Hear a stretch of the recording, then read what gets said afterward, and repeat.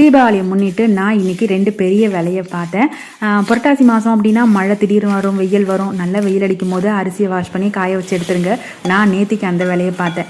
இன்றைக்கி உளுந்தையும் பயிரையும் நேத்தி வாஷ் பண்ணி வச்சுருந்தேன். அதை இன்றைக்கி வறுத்து அதை கரெக்டான பதத்தில் எடுத்து வைக்கணும். நாளைக்கு இதை வீட்டில் இருக்க எந்திரத்தில் போட்டு நம்ம அதை எடுத்து வைக்கணும். அது எனக்கு தெரியாது, ஒருத்தங்களை வர சொல்லியிருக்கேன்.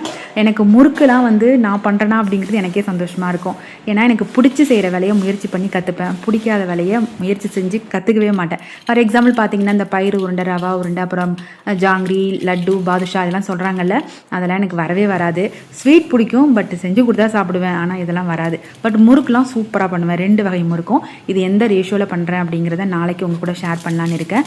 இப்போ வறுத்து வச்சுட்டேன்னா நாளைக்கு இதை உடைக்கணும்பாங்க. உடைச்சி அதை புடைச்சி அதுக்கப்புறம் அரிசி கூட நம்ம ரேஷியோ படி கரெக்டாக போடணும்.